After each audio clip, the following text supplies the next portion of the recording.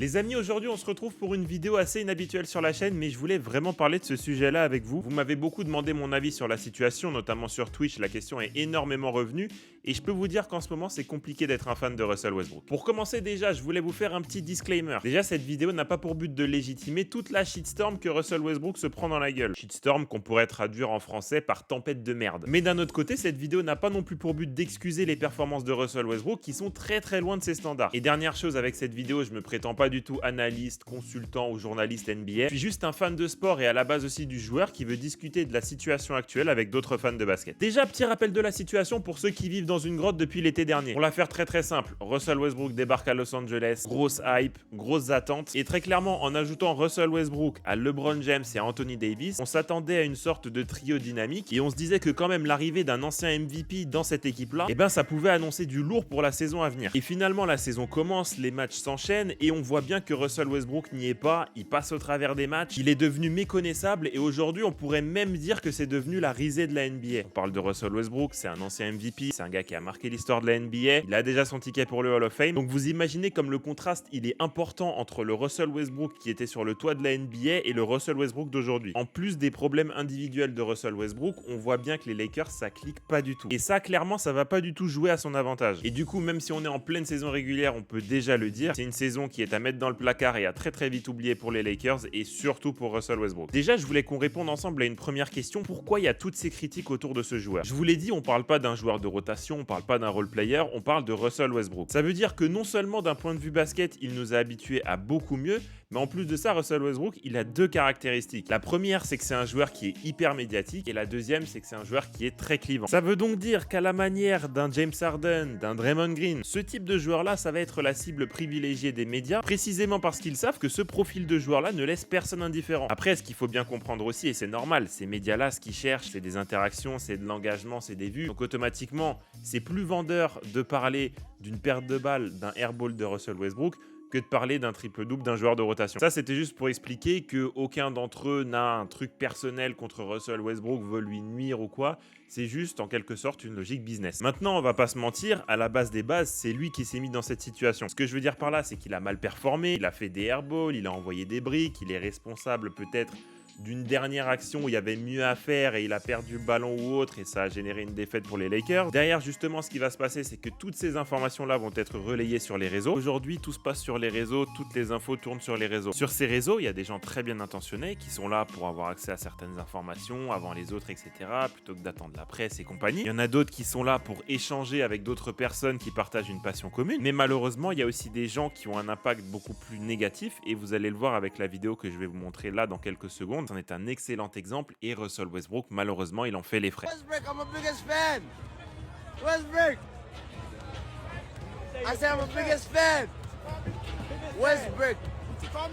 Westbrook. Russell Westbrook.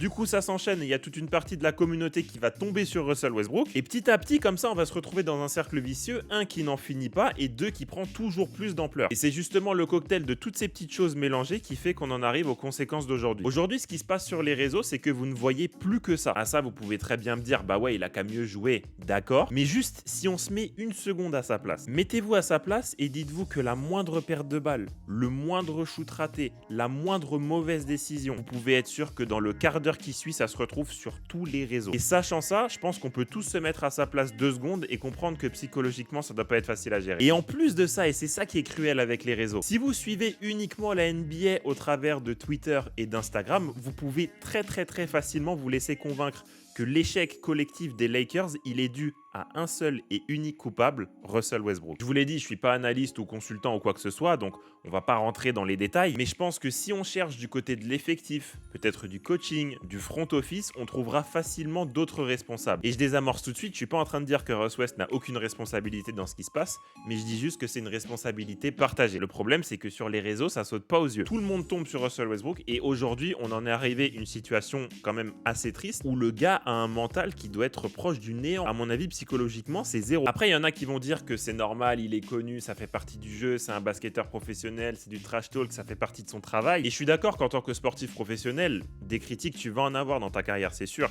Et ça va te permettre d'avancer. Encore qu'il faut que tu aies le mental pour te servir de ces critiques comme moteur. Mais je pense que Russell Westbrook, justement, il est fait comme ça. D'autant que c'est pas la première fois qu'il est critiqué. Mais je pense justement qu'il y a une différence à faire entre ce type de critique-là et le bashing 24 heures sur 24, 7 jours sur 7 qu'il est en train de se bouffer. Et pour moi, forcément, ça laisse des traces. Je veux dire par là qu'il a beau avoir une vie de rêve, être sportif professionnel, gagner des millions et des millions, mais ça reste un humain. Ça reste hyper con à dire, hein, mais ça reste un être humain. Donc le gars, comme tout le monde, il peut encaisser. Peut-être qu'il peut encaisser un peu plus que nous parce que lui, il a un niveau de notoriété qui explose le plafond. Et il y a aussi un moment où on n'est pas sur Touquet. Le gars, c'est pas une machine, donc il y a un moment où il y a un craquage. Et par craquage, je veux dire par là que les critiques, il peut plus les encaisser. Et au final, tu sais, quand tu te manges des critiques, tu peux te laisser convaincre par ces critiques. Les critiques du style t'es nul, t'es plus un basketteur, t'es fini. Quand on te le dit comme ça, quelquefois, etc., ça va. Mais quand c'est tous les jours, pendant les matchs, après les matchs, avant les matchs, je pense qu'il y a un moment où même lui, il peut se dire, ouais, si ça se trouve, en fait, je suis devenu nul au basket. Et même nous, tu vois, on peut prendre des exemples à notre niveau et ça marche aussi. Je sais pas, par exemple, t'es vendeur et il y a constamment ton patron, il est sur ton dos à te dire, ouais, tu sais pas vendre, t'es mal sapé, tu sais pas plier un pull. En fait, faut comprendre qu'à un moment, vous allez vous dire, ouais, c'est vrai, en fait, je suis une merde. Si vous êtes étudiant, par exemple, vous êtes au lycée et votre prof, il vous dit en permanence, à vous et à vos parents, votre enfant, il est nul, il arrivera jamais à rien dans la vie et qu'il vous ridiculise en plus devant la classe. Il y a un moment, on a tous notre limite et quand cette limite, elle est atteinte, vous allez être là, vous allez vous regarder, vous allez vous dire, ouais, en fait, je suis une merde. Et pour moi, c'est exactement ça qui se passe avec Russ West. En plus de ça, ce qui est dramatique, c'est qu'aujourd'hui, ça a bien dépassé l'univers du sport. Sa famille ne vient plus au match parce qu'elle a peur d'être prise à partie. On n'oublie pas aussi qu'il a reçu des menaces de mort, on a menacé de tuer sa famille, il a des enfants. Donc dans des conditions pareilles, je pense qu'on peut tous être d'accord, qu'on soit fan ou pas du joueur. On peut pas juste attendre de lui qu'il se reprenne en main et qu'il joue bien au basket dans ce contexte. Tu peux aller voir sous ses tweets ou sous ses posts Instagram à lui ou à sa femme, mais à mon avis, je pense qu'ils se font aussi assez largement harceler à ce niveau-là. Bref, toute cette situation, en tant que fan de basket, en tant que fan de joueur, franchement, ça me fait de la peine pour lui. Maintenant, si on se tourne un petit peu vers l'avenir et qu'on se demande qu'est-ce que c'est la suite pour Russell Westbrook, je pense que déjà, on va tous être d'accord sur le fait qu'il quitte la franchise. Et à mon avis, ça serait bien qu'il atterrisse sur un plus petit marché. Pourquoi pas? Moi, j'en rêve un retour à OKC. Après, on va pas se mentir, même si demain Russell Westbrook atterrit à Orlando, on sait que les médias auront toujours un œil sur lui parce que ça reste Russell Westbrook. Mais je pense déjà que s'éloigner de Los Angeles et se reconcentrer sur le basket, ça lui fera beaucoup de bien. Et encore une fois, je pense qu'il y a un point qui est hyper important, c'est que qu'on l'aime ou qu'on l'aime pas, on peut pas souhaiter à un joueur de vivre ce qu'il est en train de vivre. Déjà parce qu'il a connu les sommets de la NBA et un peu comme un Melo, on n'a pas envie qu'il finisse au fin fond de la ligue. Bref, en plus de ça, cette histoire, elle est allée très très loin. Comme je vous l'ai dit, c'est allé clairement sur de l'extra sportif, donc on a totalement dépassé les bornes. Et je pense que même si c'est compliqué parce qu'on est passionné et que forcément quand il y a de la passion, il y a un petit peu des débordements et tout, mais il faut pas oublier qu'à la fin de la journée, ça ne reste que du basket. Voilà l'équipe, j'ai essayé de vous résumer un petit peu mon avis, mon ressenti sur la situation. N'hésitez pas à me donner le vôtre dans les commentaires et j'espère clairement qu'il va réussir à se relancer parce qu'un joueur du calibre de Russell Westbrook, on n'a pas envie qu'il termine comme ça en NBA.